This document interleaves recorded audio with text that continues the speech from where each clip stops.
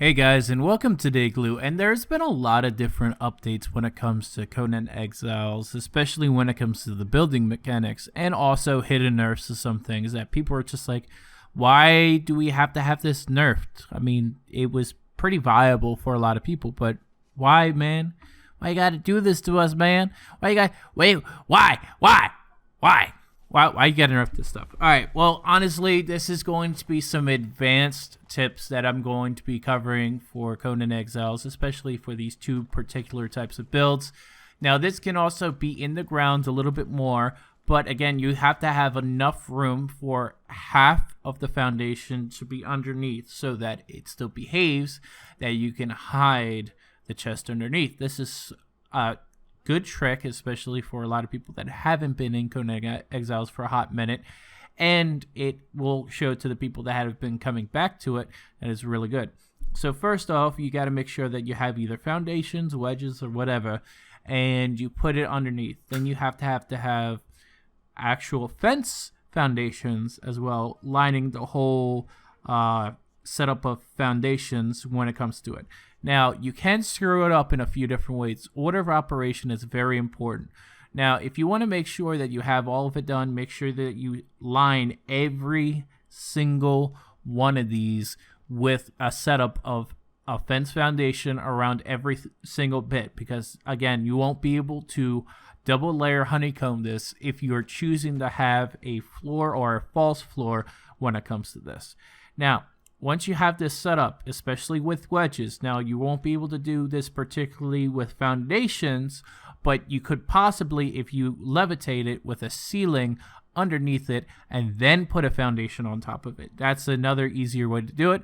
But with wedges, it's a little bit more easier. So all you have to do is just make sure you put the stuff around, and then you have the chest put down at the very, very, very bottom. Now, this is to prevent a few different things. Now, with the quick loading update that has been on test live, I don't know if it's trickled down yet to stable branch, but because of the quick load, you won't be able to see everybody's internal structure as easily as you are able to do. Personally, if we still have the slow load, you're still going to be able to see floating chests in different locations and stuff if you log out and log back in, which is still probably a very bad issue when it comes to like official servers, and if you do PvP on official servers in that type of regard. So we're going to get into the next phase, which is when you're going to be honeycombing door wells. Now, after the nerfs about stacking as well as explosions and a few other things, this is very pertinent to especially ordnance delivery systems. Most people are going to either A, be doing explosives because of time sustainability, or B, they're going to be having gods because, again, it saves time. If anything can be done, the easiest way to do it is with time management of taking out a structure, whether it is with bombs or with gods. You can still get away with some things with a trebuchet, but if they have a god bubble around their structure, you're not really going to have that issue. This is just two different advanced tutorial steps that you can do. Now, what you want to do is you want to make sure that you raise the foundation, especially if this is your entry point on a floor type environment, not a pillar type environments, a floor type environments. You never want to put straight foundations, especially on your long access way. Now, your long access way is your last ditch effort way, where it should be like the last resort of getting in and outside your base. You want to be able to have quick ways in and quick ways out of your base so that you are fairly safe when it comes to your environment, especially if you're going to be defending your base from not only like a bunch of purge stuff or players. You want to be able to just quickly move wherever you want in your base, especially if you are in a pillar base surrounded by a gated wall with this type of honeycomb layering between like different kind of workstation areas and a few other aspects to this. So the reason why I say this is that it becomes extremely tedious if you're going to need to hop over and over again and jump over every single iteration, because bomb placement will be becoming terrible, and your main focus is so that most of the splash will be absorbed with a foundation, a wall, or something in between, so that once they are getting to the next point, it just does that over and over again.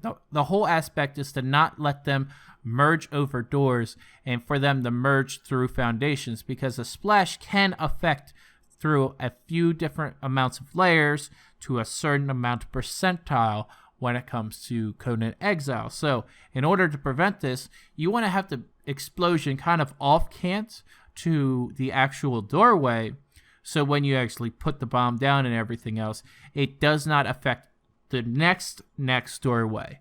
And this is why it's important with line of sight explosion doorways, which I've seen many times in the past that people have screwed up on, that people still have the hard time of understanding the scope. And this is why I want to make this type of video, is that there's multiple different ways about adding, disabling, or getting towards to everything else, especially for pillar bases. Now, if you are a pillar-based mechanic kind of person, and you have the privilege of having one of the high-tier actual locations that are around the map, you're going to be wanting to have a pillar-based design.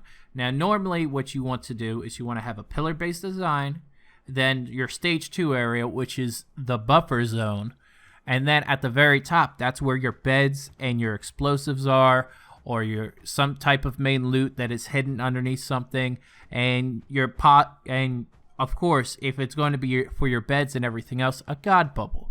The reason why you want to have this kind of multi-layer defense when it comes to this kind of setup is that you are creating multiple buffer zones when it comes to PvPing somebody or PvEing like the Purge or something else, because you don't know where it would be attacking.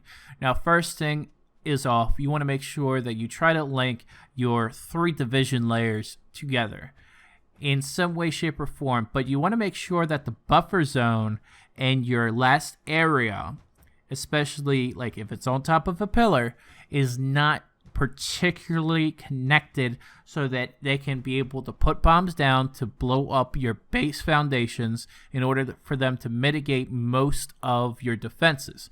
You do not want that at all, because if there's anything that can really cause damage is for a way for them to mitigate every piece of work that you've done. That's why if you have any type of bubble or anything else like that, that is going to be your holy grail, especially on a pillar base, because there's going to be a few different designs that you are really wanting to have. One is going to be especially the fires, bunch of fires. You're going to want to have every single thing burning, just activated the whole time. Now, a few other things. The big fireplace is one thing that can really do it. I don't know if the small campfires are still viable, but I know that the big campfires are viable in this kind of retrospect. So putting that around the top of the pillar will make sure that nobody can climb up. And the only people that can climb up is you and your crew. And whenever you are doing repairs or anything else, let's say your base got raided because you have that one chink in your armor because you did not place that foundation properly, or you didn't place the fires properly around your pillar, or let's just say that they have a lot of existential gods, or they lagged the server, where they dropped your god bubble or something of that. Okay, and they just completely mitigated, or they just wanted to keep hammering you until your base was completely and utterly gone. If you want to come back to that base location on that server, it would be easy for you to just build up on an off raid time.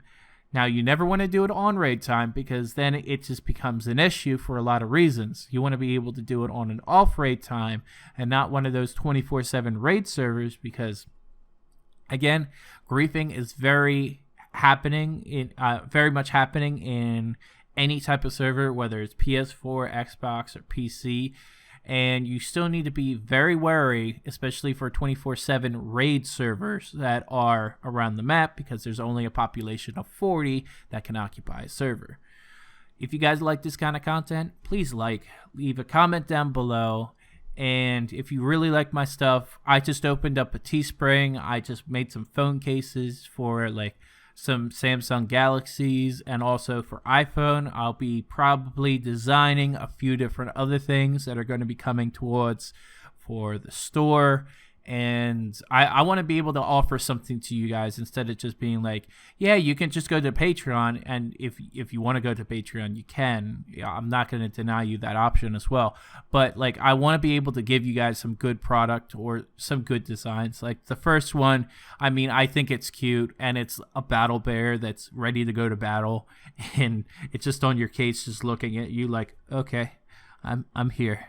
I got to get it done. Well, yeah. So like, I want to be able to design some cool things for you guys. I want you guys to honestly and truly like appreciate the designs that I'm going to be working on in the future, especially when it comes to for my own merch. So if you guys like the kind of content and you guys like what you're about to see in the store, I mean, go for it.